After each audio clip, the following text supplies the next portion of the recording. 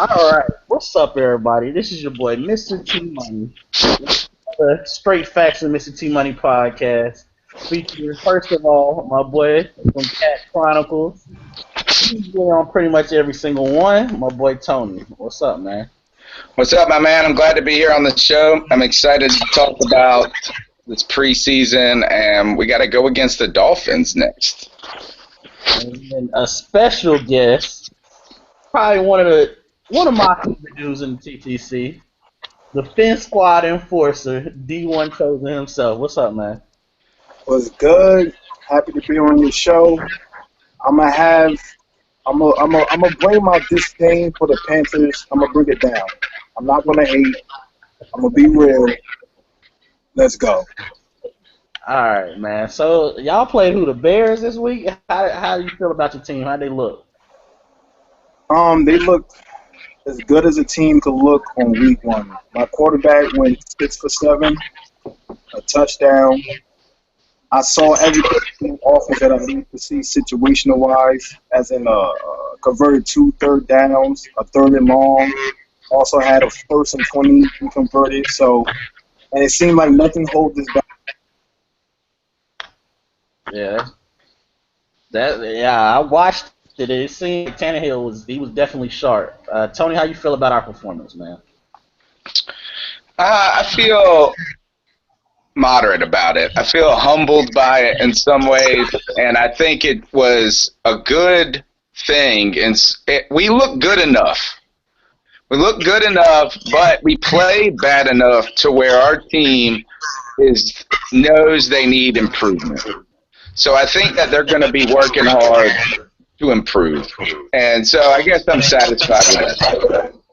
Yeah, the way I felt about it, some of the concerns I had, it was good finally getting some answers to it as far as the O-line. Definitely surprised that we didn't give up any sacks to they starting, because that's what I think I told D1 this. I liked our preseason schedule because it's going to be seeing them teams that have pressure. Whether it's Buffalo with Mario Williams and Jerry Hughes and Marcel Darius and them guys. This week we got the Dolphins with Sue and Wake and Vernon and all those kind of guys. So it's going to be good. We're really going to see how our offensive line is going to hold up before the year starts. And that's part of why I got D1 on here, because we are having joint practices this week with the Dolphins before our preseason game. I know D1's been excited about that. He's been trying to trash talk about that for a minute, man. But I don't know. I just found out yesterday. I don't know if either one of y'all knew, but did y'all know we're not having live tackling in the practices? What are they going to be doing then? I guess wrapping up like we do in practice. Did you know that, D1?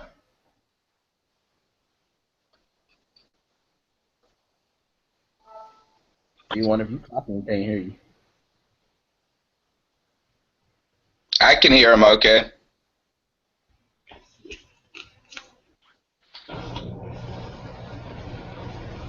I can hear you. Can you hear me?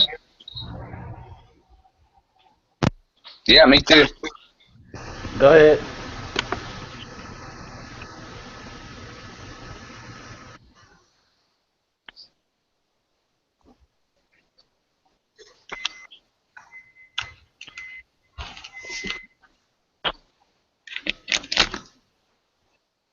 I don't know. I can't hear him.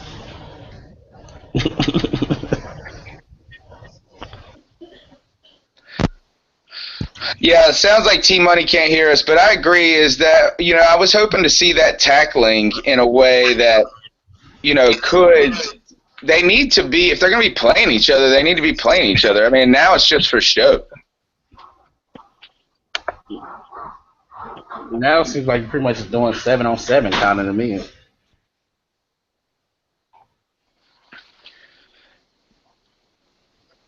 Can you, T-Money, can you hear us okay? I can hear you. I can't hear D1. Okay. I can hear him just fine, so it's kind of strange. All right, well, I guess everybody's going to have to back out and back in real quick to see how, or I don't know how to do it. What do you want to do, T-Money? Wait a minute. I'm gonna try my computer, dude.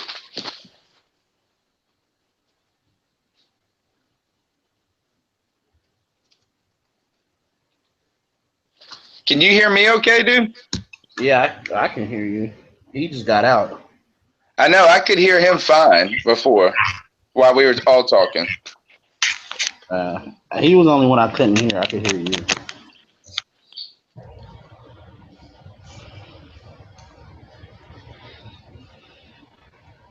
But yeah, I found that out yesterday. I don't know why they're practicing without tackling. What do you want to see out of it? Pretty much, I want to see how our offensive line is going to hold up this week, blocking all them guys. And I also want to see the secondary because Tannehill, uh, being honest, is a pretty good quarterback. Do you so you think that him? How much do you actually think will they be, since they're going to be walking it through? Do you see that as like them actually getting to kind of do a walkthrough with another quarterback who's trying his best?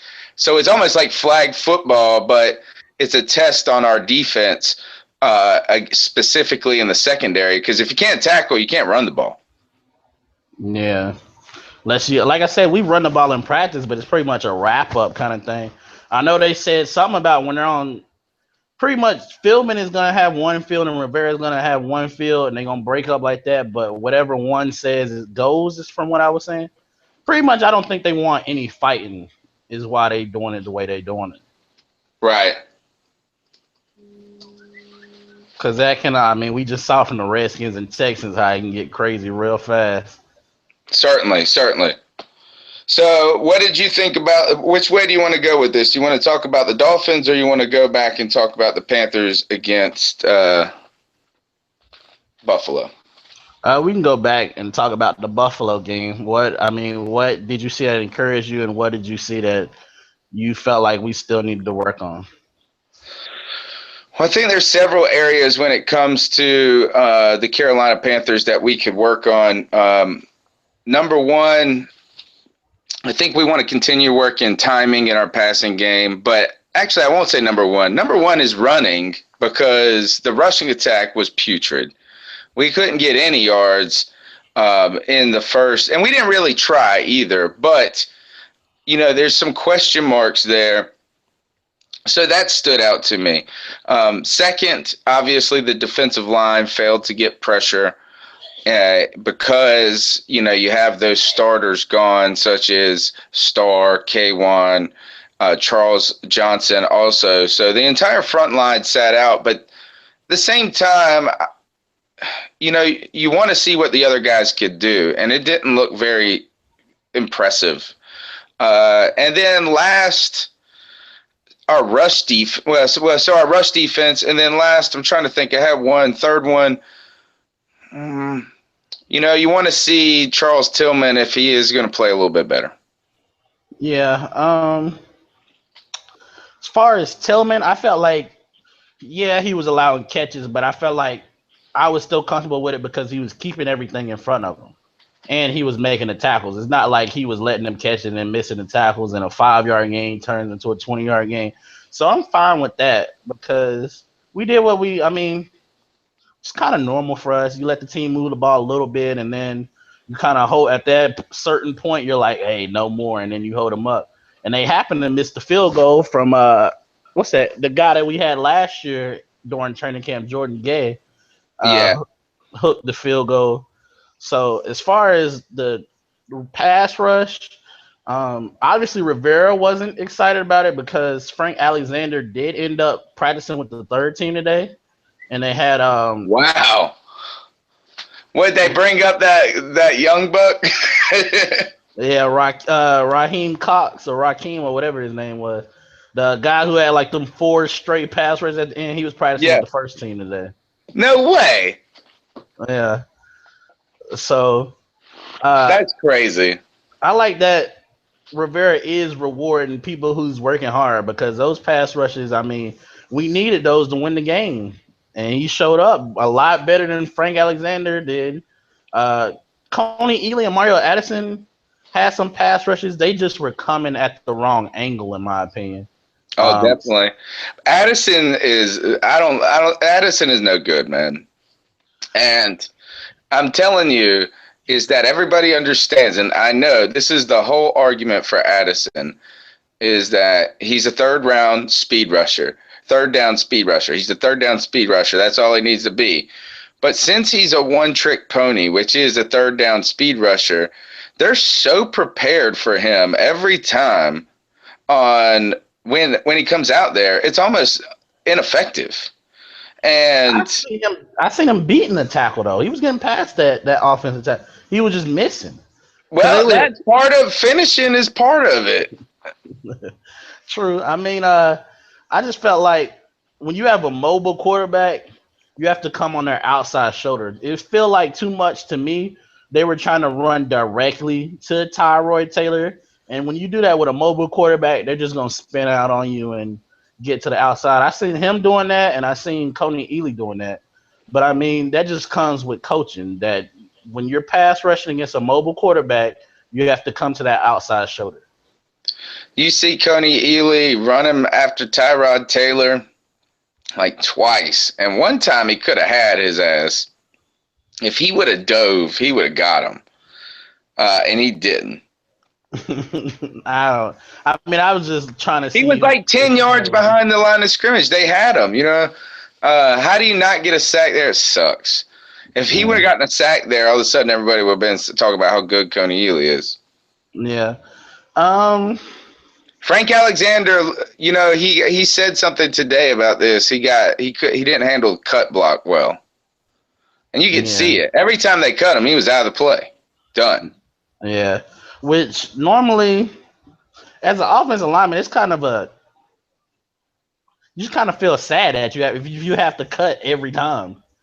I mean, because that's what I always heard, that as an offensive lineman, you cut when you feel like you can't block that guy one-on-one.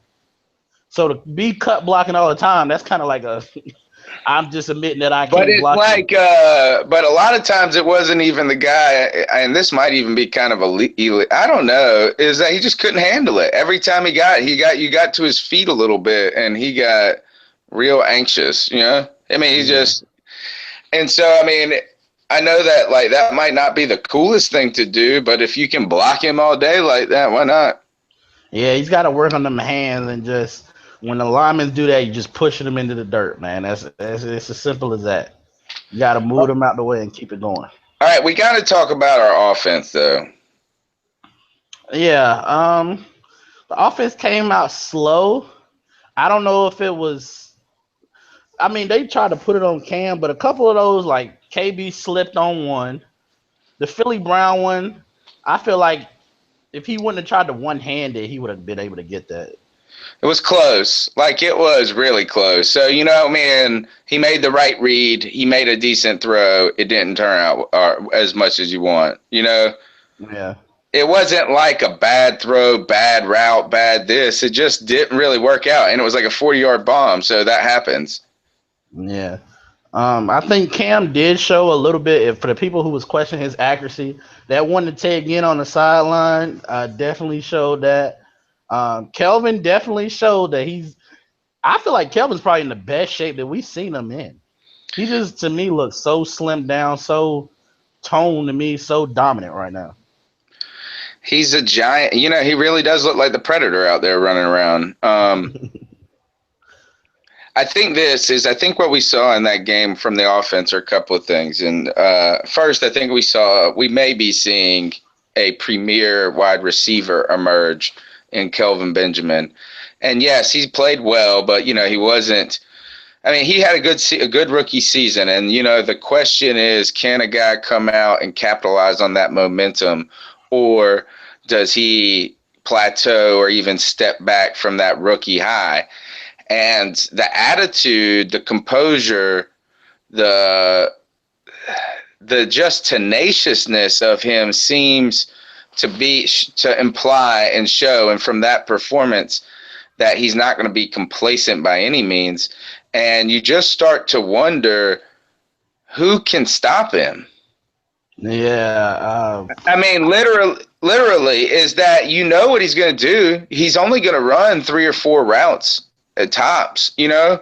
But like, how many dudes does it take to stop Kelvin Benjamin? Yeah. It even started out with him drawing the pass interference penalties, which that kind of leads you to think like we're gonna see that a lot. Hopefully, he starts getting some of the calls that he wasn't getting last year, because it was times like that. But I feel more like this year he's figured out more how to use his body to his advantage. Like even the catch, I don't know if he would have made that catch last year. I don't remember Kelvin really catching a lot of fades in the end zone like that. Yeah, I mean that has been a pass that just hasn't worked for the Carolina Panthers all that that much in recent years. And on top of that, I think so. I think that's going to be the question mark. If we want to know how many people does it take to stop Kelvin Benjamin, at this point you just think one, and that the only thing that can stop him is Kelvin Benjamin. Yeah. So he can just decide right now if he's going to be dominant or not, because I think that nothing can stop a guy that big and really just athletic. Yeah. That catching it, like I said, that catching the end zone. Now I do need him to calm down a little bit, getting the taunting penalty. But I feel like, I mean, when he made his point, he was like, the guy thought he hit me hard. I just wanted to let him know that it's not gonna phase me. Yeah, and he's a wide receiver. That's what wide receivers do. Yeah. I know they held him. They had him limited in practice today though, with the back from that hit. Oh, really? Yeah. It hurt. It did hurt. Yeah, that looked like it hurt when he got hit. Like his whole back, like I was like, ugh. It hurt me. All right. So, what else did you see? Or let's talk about this running game, because last Tuesday I called you crazy When I said Fozzie might go. Yeah. Out of all the backs, man, I mean, Fozzie looked the worst. He did. Actually, second worst to Mike Tolbert, who wasn't in there and didn't do anything when he was there. I didn't see him play but like a couple of snaps early. Well, he played early, but he was ineffective. I don't know. To me, you were right. Like they did nothing. Yeah. I don't really remember Tolbert running the ball. I remember him pass blocking like that. And he looked good at that, helping out in the pass protection, which, I mean, that always helps. But Fozzie just, I mean, I feel like he's probably the least versatile out of all the backs, and he just doesn't impress me with his running style. I mean, I feel like a lot of people just gave him too much credit for that screen pass in the playoff game against the Cardinals. He wasn't, even last year, when did Fozzie ever really have a good running game? Well, you just didn't really see very much of him. So I think Daniel's back. Can we do a quick sound check? Mic check. Yeah, I can hear you. Yeah. All right, since we got D1 back, who were you surprised about that had a good performance in y'all game against the Bears? Sight. Mic check. All right. Mic check. Yeah, we can hear you just fine. You can hear me?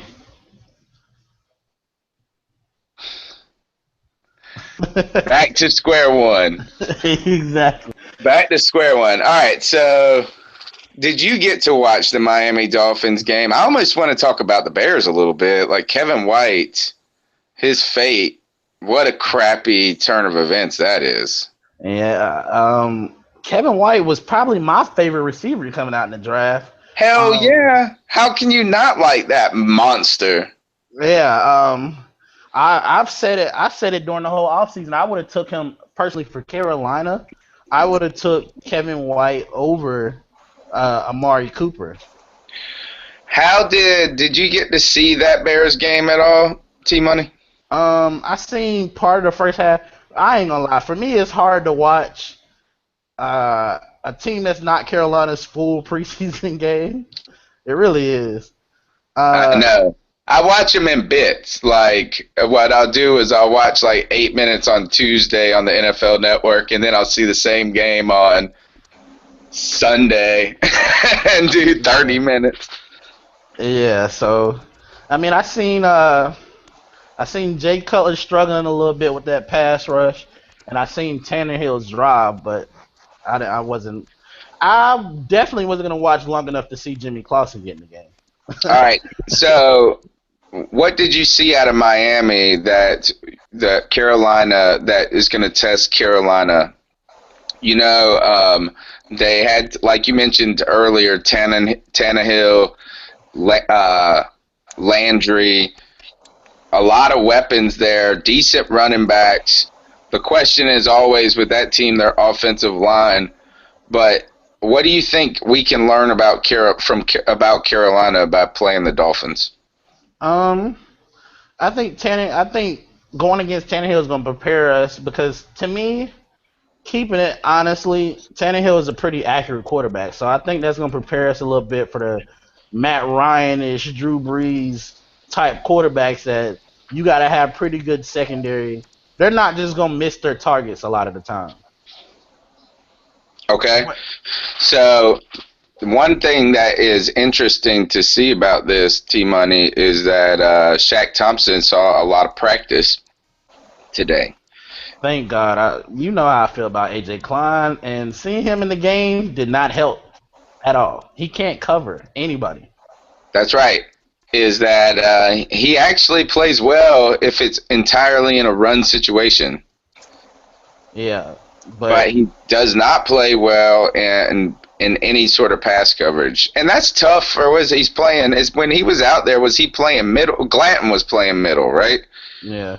Well, Klein started, so he was on the outside first, and I think they just kept on that. I think they put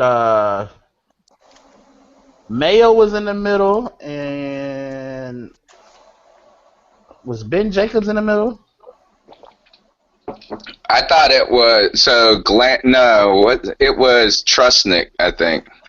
Yeah, Trustnick and then Mayo. Glanton's an outside. Glanton is technically uh, Thomas Davis backup, Okay.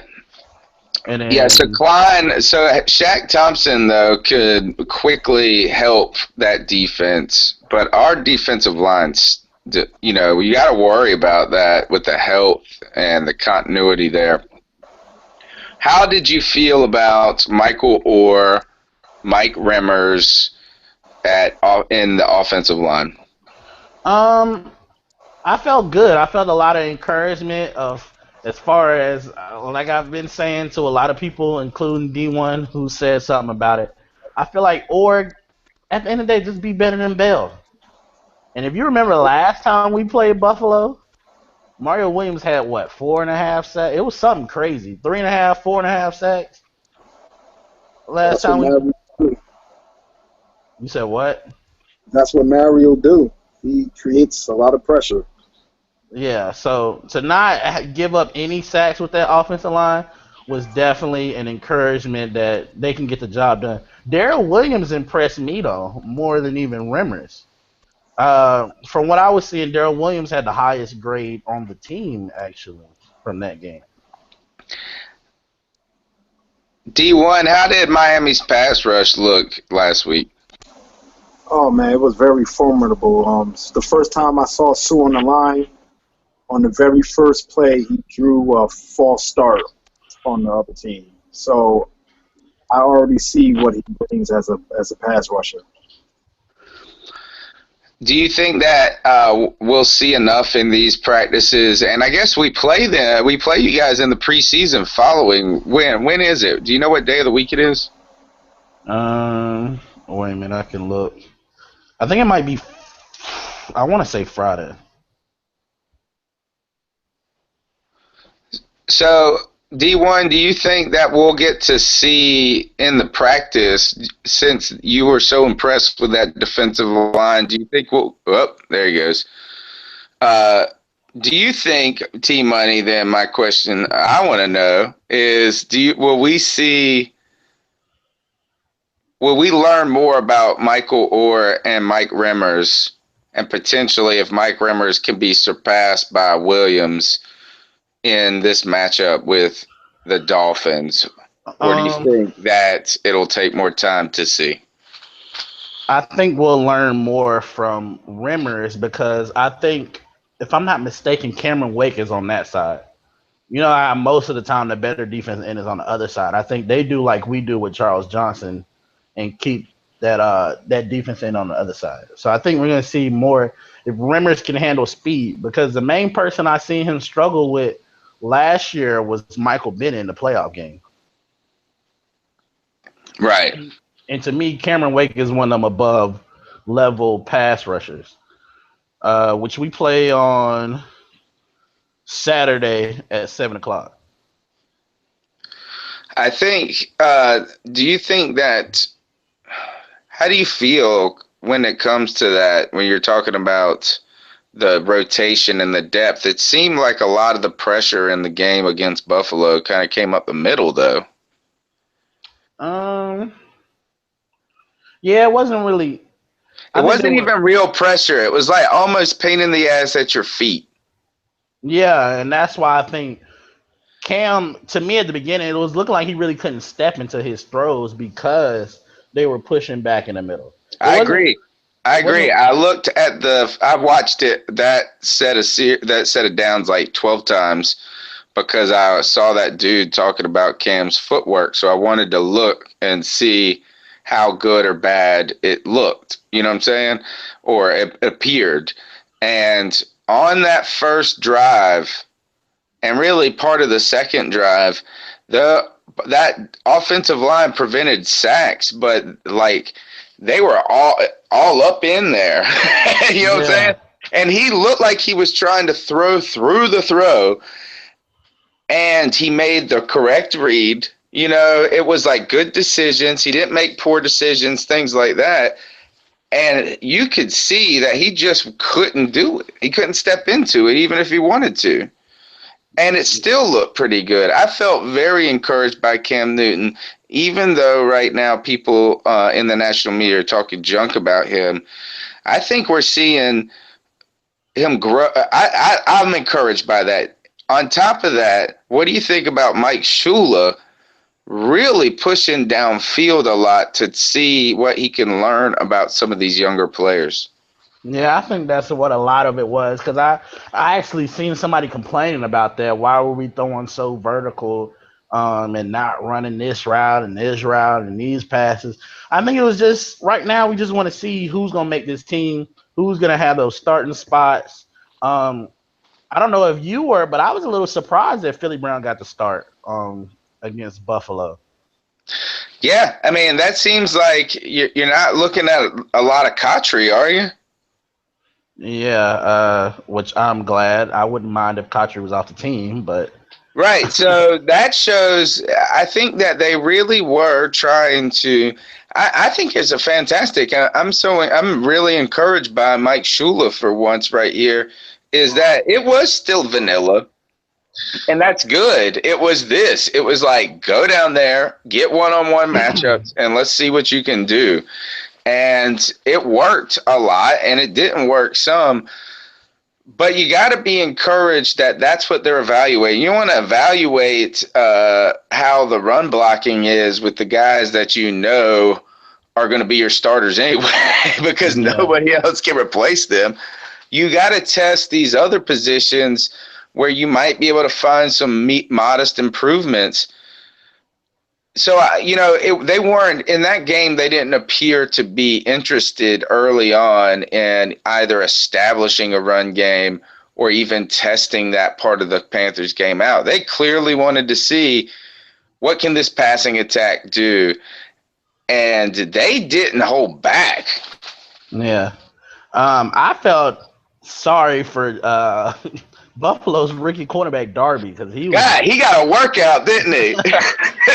They played him what probably at least a good 3 quarters. I know through the first half and into the second half. But it seemed like every big catch was on him. Kelvin's touchdown was on him. Funch's catch on the sidelines was on him. Ted Ginn's catch was on him. I just felt bad for the young man.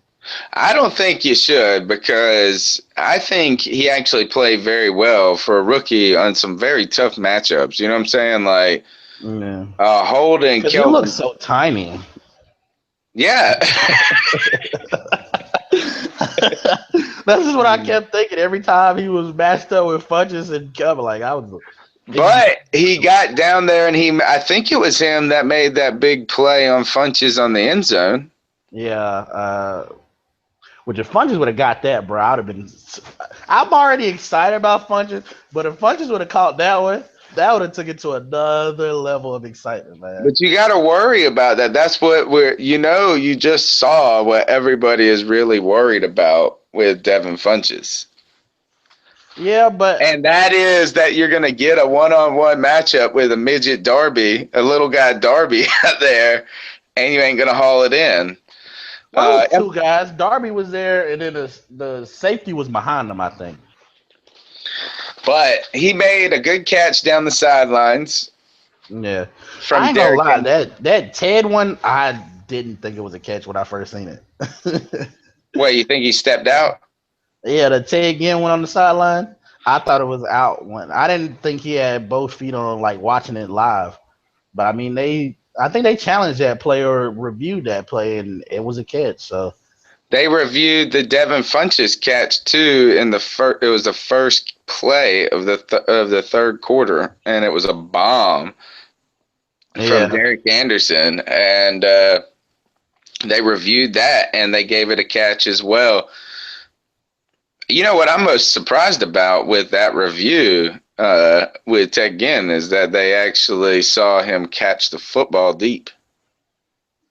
You always want to hate on Ted Ginn, man. I like Ted Ginn, and you can't knock that Ted Ginn in a Carolina uniform.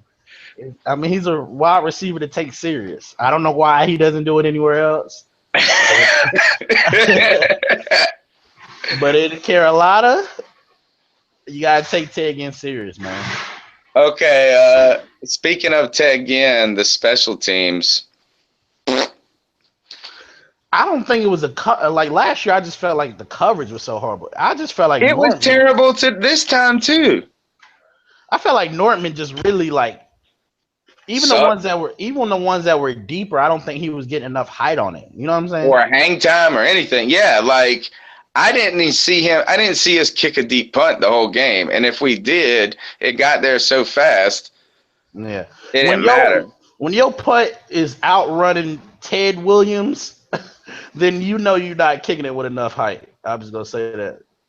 Yeah, no doubt. And then their special teams was on point. Yeah. Well, besides their field goal game. Yeah. Well, that guy is a place kicker. He ain't even the field goal kicker. But there has to still be some. What is Carolina ever going to get this right with the special teams?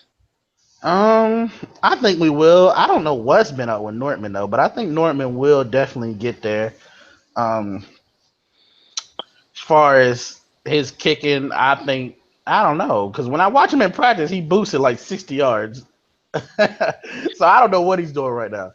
He's a good and it might not have been him. You got to wonder how long he was in the game. Did he kick the whole game? Yeah, him and Gano did. I don't think we just signed up a backup kicker today. Oh dang, their job's on the line. Nah, you know how we bring in that one person every year to get cut. Right. But we weren't making tackles. On top of that, how about this? Flip it around. When Buffalo kicked to us, we didn't really do anything. And most importantly, or the scariest part of this, Brenton Burson returned a punt in like the third or the fourth quarter. Oh, God. Oh, actually, God. He didn't return the punt. He fair caught a punt, I think, or just caught a punt and didn't do anything. Good. I'd rather him do that. I'd rather him than try to. I don't know why. Why in the world is that experiment still going on? They just want to find any way for him to make the team. And I realized that because on that, when they try to throw the fade to Burson, I was like, Funches is right there. Why would you not throw that up to Funches? I think I might have, I usually live tweet. I think I might have live tweeted that. Like, why would you not run that play for Funches? It was the white boy connection. Anderson to Burson. Which I was mad when Burson scored a touchdown. I was like, damn, we might end up keeping him. Me too. And this is why on top of that, you're right, is they want it to happen. And when you look at it, man, yeah, he is always running these like solid routes and this and that, and he's kind of big, but he looks slow against third string dudes. And didn't he still? I think he still had a drop too. I don't know. I don't know if I don't know if I saw that, but even so, is that like it's fake? Like anything you see him catch a touchdown, you see him do this. You can, yeah, it was something good that happened, but that doesn't mean he's good. I still like Jared Boykin better. Which Jared Boykin had a better catch. I think it might have been. It was a good route he ran. Yeah, on third down, and he ended up catching it. So hopefully we keep Jared Boykin over Brent Slow Burton. too. No. What about Damiere Byrd? They were interested in playing him. He made an important third down conversion catch. He got a first down conversion. He made another small catch in the fourth. He did get contested one catch. He returned punts. He was out there working. Yeah, that putt was nice. Other than that, he could have kept the rest of it. He didn't even. I mean, when he got smothered, but he caught a difficult punt in the corner and things like that. But what do you mean? Where he could do the rest of it? Who else in the receiving game? Late. So you're saying Browning had a better game than Damiere Byrd because he caught that 2-point conversion? I don't think Paul Browning's gonna make the team either. I think Browning, Byrd, Brandon Ware, and Marcus Lucas. I think those are the guys. That's 4 guys. I think they're gonna be on the practice squad. Should we cut Mike Tolbert? No. Why? Stop with the Lee Ward stuff, man. Why? What about the Wayer dude? Even Todman. What does Mike Tolbert do for the Carolina Panthers? He blocks, and he's pretty When much a does he backup. block? I've never seen him block. He blocked. I see him pass blocking at least. I know I've seen that. I don't remember run blocking like that because we didn't really run the ball. But pass blocking, I know he definitely was doing that. Man, y'all were so hyped about Tolbert the year before, and he Not gets me. hurt. Not me. We went 12. I've never been on the Tolbert train. 2 years ago, he set like the touchdown record for fullbacks and made the Pro Bowl. You know who likes him a lot is Willie, and he loved him when he laid out that dude against San Francisco 2 years ago. But here's the thing. I've never been a Mike Tolbert fan, and you can go back and watch all my vids, and I'll tell you why. Is it because he went to Coastal Carolina? No, it's because he's huge, and he should be very powerful in small yardage situations, but he actually has trouble pushing the pile and doing that when he only gets a couple of yards to run. He needs like this huge ball of steam, and it takes too long, and he's really not that effective in like a 4th down conversion type. And you go back and watch it, I believe it firmly. And then on top of it, this year last year he regressed. He had an injury, yeah, but it counts. He didn't have a good year last year. Didn't show seem to be that effective of a weapon. And then on top of that, in this game, he didn't block at all. They had a play, the very first play of the game, he didn't even touch anybody. And at what point is he a fullback? Seriously, if you're a fullback and the only thing you do is come in and catch check downs and dump passes, you're a running back, dude. I think he runs better as a fullback than as a running back. But you're not supposed to be running when you're the fullback. You're supposed to be blocking. I mean, technically, if we're going by this NFL standards, we're not even supposed to have a fullback on the team. All right. How many teams use a fullback anymore? Well, we should with Lee Ward And I wonder if that Wayer dude could even be one. How big is he? He's not big at all. No. He And Lee looked. Ward had one block. Lee Ward's the same guy who was just in practice bleeding the other day because he got ran over. And then he got up, probably got a blood transfusion, and then pancaked somebody else. Nah, All right. that was just the other day. He was blood running down his face and stuff because he got ran over. All right. So Devin Funchess looked good. What are we going to talk about next? What do you want to talk about? Mike Brown looked horrible. Like, cut him today, right now, at 10:46. Did he play receiver? Who's the guy that switched to tight end? Marcus Lucas. Marcus Lucas. Okay. He had them 2 catches on the last drive. Yeah, he had a big catch in that very last drive, right? Like, important one. Yeah, the Mike Brown guy, he ain't going to make the team. I don't know. What do you think we learned about the Carolina Panthers this week? I think we learned that our passing game is going to look better. It was going to be more explosive this year, in my opinion, with Funchess, Kelvin, Philly Brown, and Olsen. With them guys, I think it's going to be more explosive this year. And defensively, I think we're going to learn nothing's changed, man. Nothing's changed. We still look pretty damn good when Luke and Thomas Davis was in there. Why was Charles Tillman playing against Sammy Watkins, dude?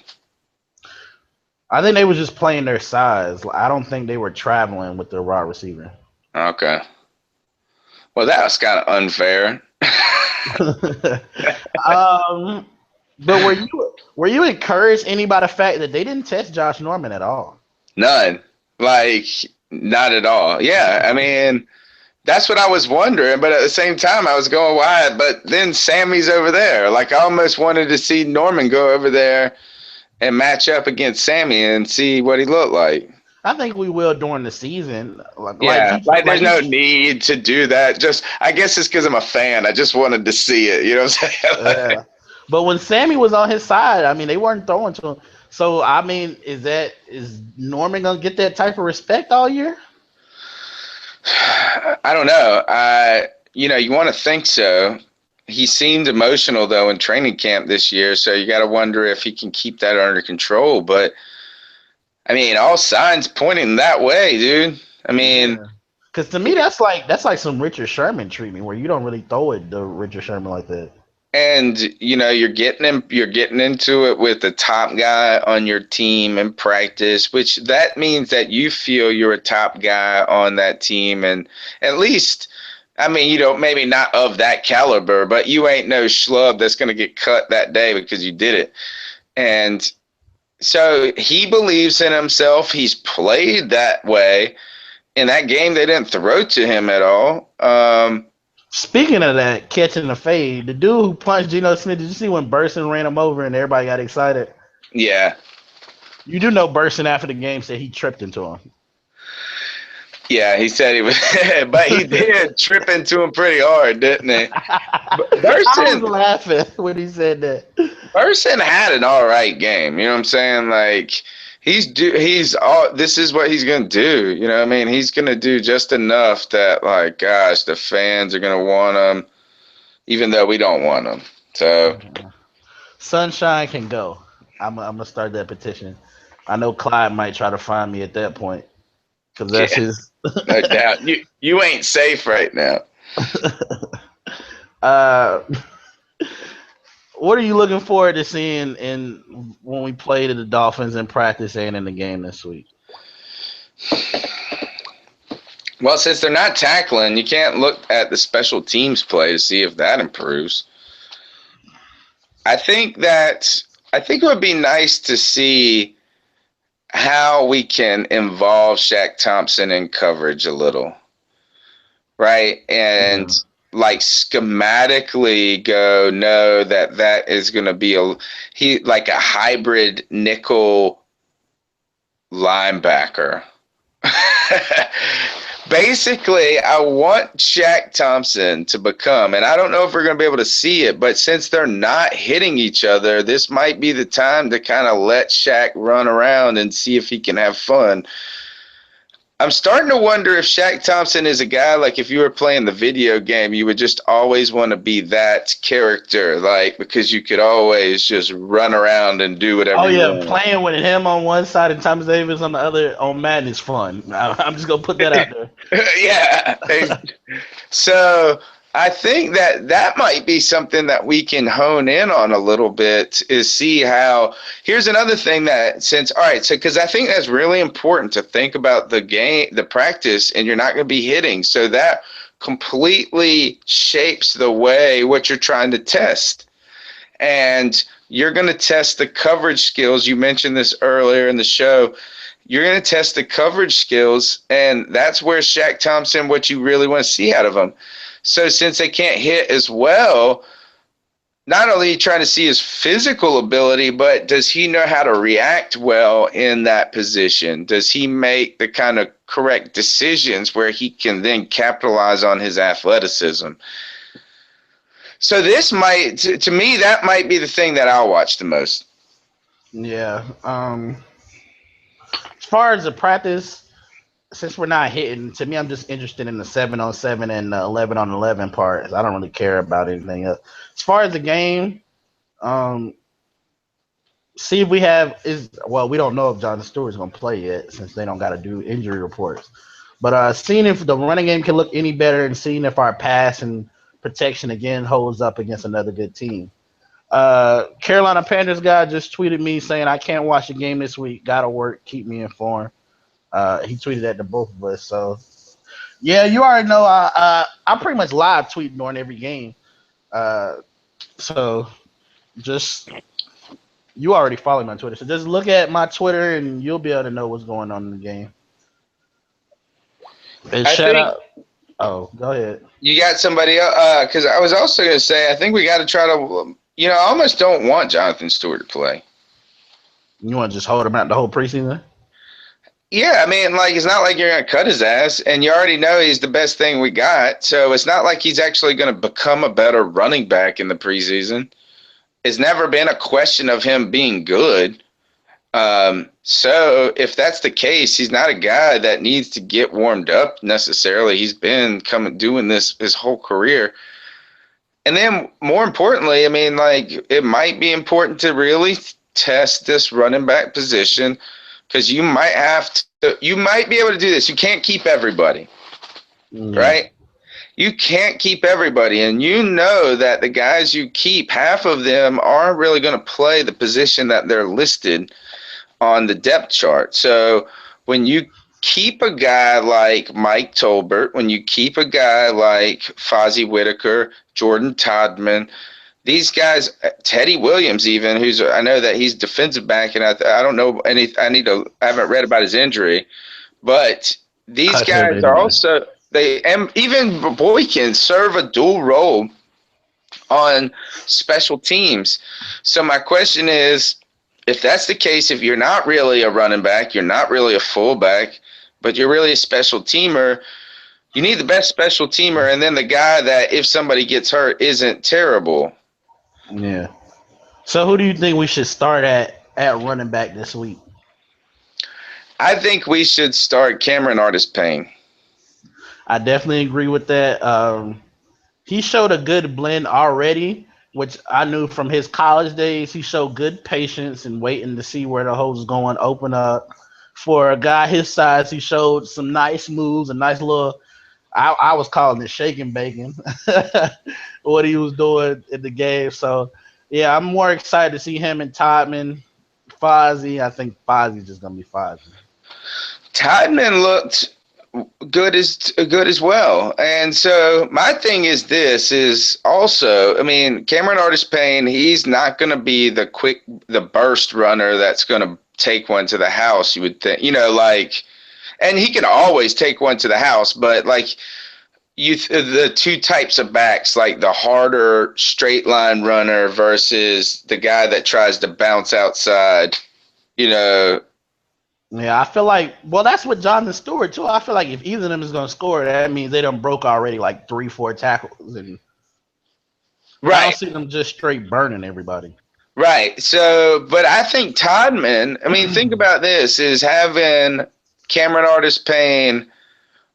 What if you had Jonathan Stewart Payne double, like, carrying the load, and then you brought in Todman for third downs, more kind of where you need a little more versatility and speed? Not versatility, but where you're not going to be running the ball, you're going to be catching the ball. Maybe we need to be seeing that is, will they test either one of these guys out in the screen game? And they did with Wayer in many ways. Yeah.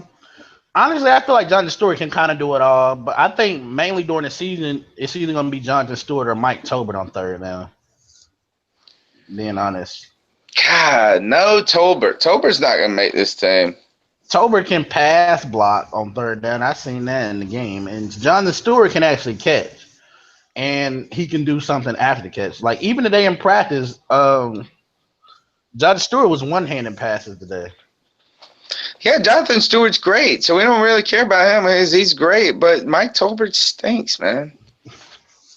Yeah, I like Tobin, man. I know y'all on the Lee Ward train right now. Lee Ward maybe on the practice squad. I I hope don't so. think. I I don't hope think he's so. gonna be. I don't think he's gonna be on the real roster. I wouldn't mind it. Where's Swolebones at? Been hurt. Let him go. Let Richie Brocco go. If you want to keep Lee Ward, you got somebody's got to go. I have a signed Cam Wow right over there by Brandon Williams right now that I got at training camp. He might not be a Panther anymore. He's going to be on the practice squad, maybe. I don't know if he's been in the league too long. I know you can only be in the practice squad for so X amount of Oh, time. really? Yeah. Has he been up there before? Is that where he was stashed away originally? Maybe I'm not sure. Like I know this year, this was Stevens Hill's last year. Was last year. He either had to be on the real roster this year or we had to cut him. But he can make somebody else's practice squad, right? Or is he? I don't know how that works. Interesting. I know once you're on the practice squad, anybody can sign you at any point. Right. If they're gonna sign you to their real roster. Why you want Williams gone so bad? I mean, he's been a project for years, man. Like, how long is it gonna take you to be a tight end? Right. And Dixon, they really seem to be working Dixon pretty hard. Yeah, which Dixon can block, because I know last year when Tober was hurt, Dixon was playing fullback. Dixon is pretty decent player, man. Yeah. So I just think between Richie Brocco and Brandon Williams, one of them got to go, even if you were to keep Lee Ward. Right. Because Richie Brocco's really a tight end that he plays fullback sometimes. He's a little, I guess what you would call an H-back. Yeah, that's exactly right. He's kind of barely a tight end, too big to be a running back, but he could do both all right. Yeah. It's 11 o'clock, though. Are you ready to kind of close it up? I know you normally got stuff you got to do after an hour. Your show, man. You call it. Well, before that, shout out to the TTC NFL Twitter for tweeting out that my podcast was on. I don't know who's running it, who runs that, but shout out to them. Shout out to everybody who's watching tonight. We'll be back on. Well, I'll be back on Monday. I'll get with you and see if you can make it next Monday. All right. Well, we'll see what we can do. All right. Anyway, this is your boy, MrTMoney, closing out with another Straight Facts with MrTMoney podcast. Thank you, Tony. Definitely, your show's on tomorrow, right? Tomorrow night, 10 p.m., C3 Podcast. You can find it at CarolinaCatChronicles.com.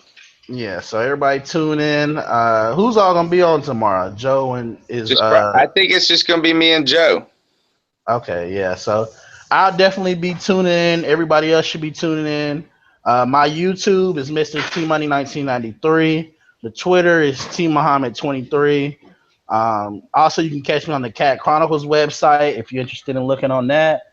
It has a lot of great pieces, great articles, and I'm on there, so of course it's amazing. But it's your boy, Mr. T Money 1993, and we're off.